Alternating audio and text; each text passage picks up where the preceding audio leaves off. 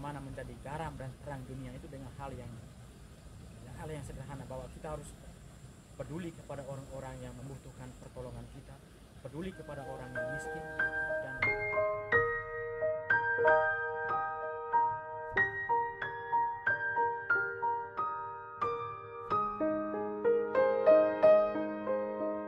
inilah Injil Yesus Kristus menurut Markus.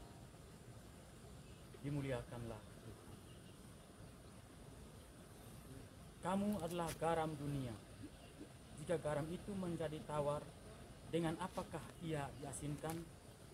Tidak ada lagi gunanya selain dibuang dan diinjak orang. Kamu adalah terang dunia. Kota yang terletak di atas gunung tidak mungkin tersembunyi. Lagi pula, orang tidak menyalakan pelita lalu meletakkannya di bawah gantang, melainkan di atas kaki dian, sehingga menerangi semua orang di dalam rumah itu.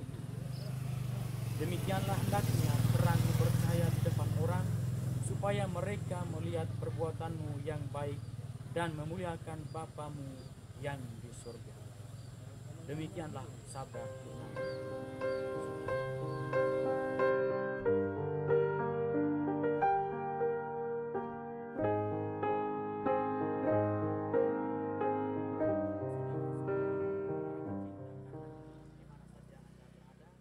Selamat pagi, selamat berjumpa kembali di seri Karmelituk pada minggu yang kelima, minggu biasa yang kelima pada pagi hari ini. Sekali lagi saya ucapkan selamat pagi dan selamat berjumpa kembali.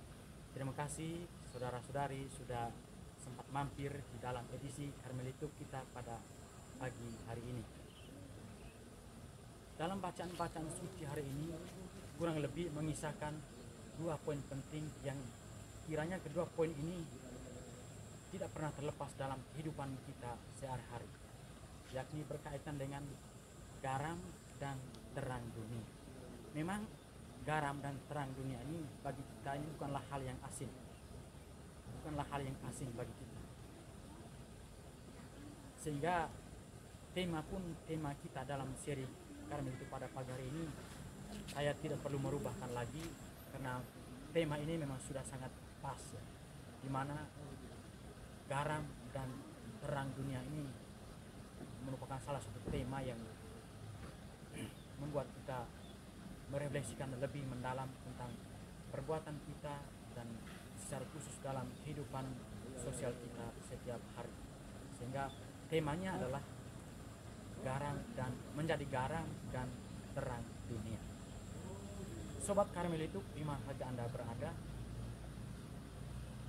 poin yang pertama berkaitan dengan garam.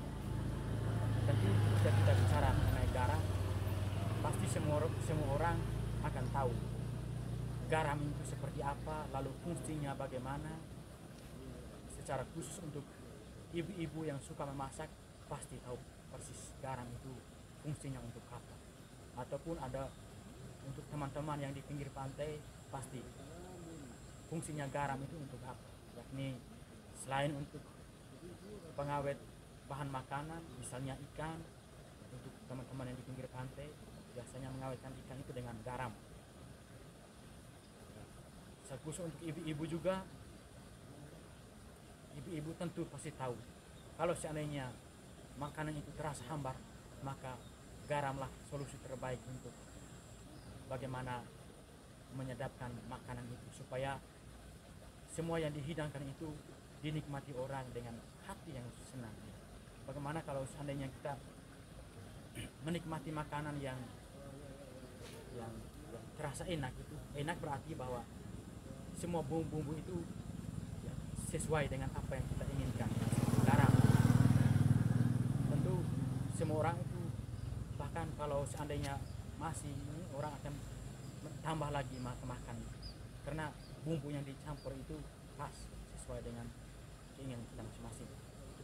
Itu berkaitan dengan garam. Dan poin yang kedua berkaitan dengan terang.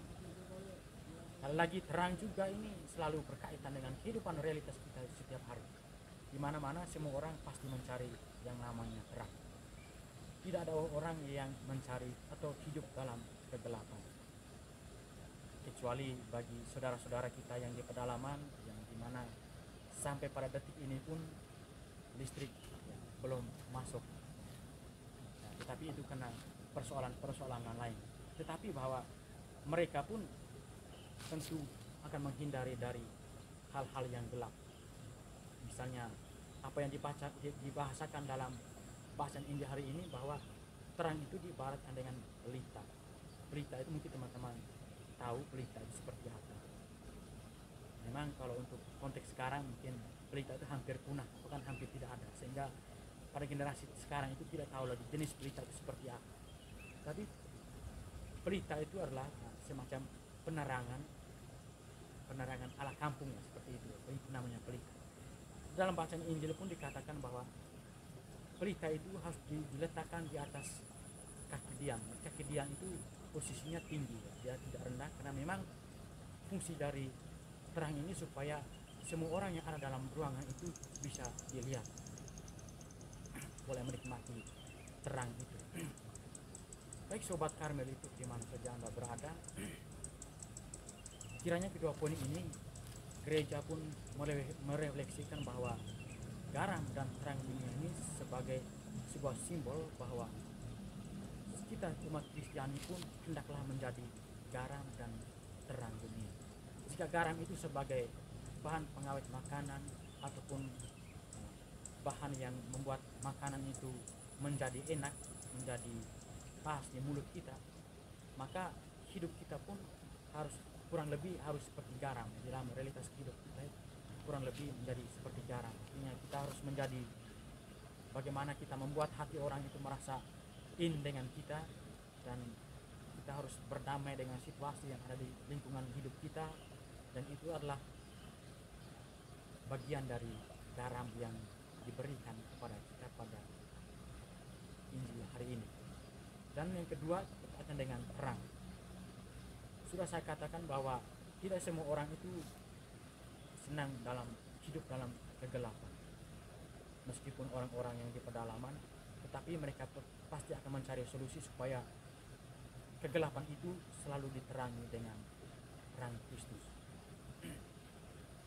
Mereka di pedalaman meskipun bertahun-tahun hidup dalam kegelapan, tetapi mereka tidak protes karena listriknya belum dipasang dan lain sebagainya. Sedangkan untuk kita yang di kota ini, listrik mati 1 menit saja kita berdemo berbulan-bulan. Itulah perbedaan, dan itu bukanlah suatu hal yang, tapi ini adalah suatu keadaan yang memang butuh proses. Dan untuk teman-teman yang ke pedalaman harap dimaklum. Tapi kurang lebih bahwa hari ini Yesus mengatakan bahwa kita adalah garam dan terang dunia, yang berarti bahwa kita diajak untuk berbuat sesuatu yang baik di tempat hidup kita, entah itu di lingkungan kita, di tempat kerja, ataupun hidup di komunitas, ataupun di mana saja kita berada. Hendaklah kita selalu menjadi garam dan terang. Hendaklah kita selalu menjadi pembawa damai pada dalam hidup bersosial, dan hendaklah kita menjadi penerang yang menuntun perjalanan hidup kita menuju Sang Kristus. Di dalam bacaan-bacaan Injil hari ini, bacaan pertama di mana Nabi Yesaya memberikan hal yang sederhana bagaimana kita mau menjadi garam dan terang dunia. Nabi Yesaya dengan tegas mengatakan bagaimana menjadi garam dan terang dunia itu dengan hal yang sederhana, bahwa kita harus peduli kepada orang-orang yang membutuhkan pertolongan kita, peduli kepada orang yang miskin, dan hendaklah kita memberi makan kepada mereka yang membutuhkan makan. Sebab bantuan itu meski kecil tetapi sangat berarti bagi mereka yang membutuhkan.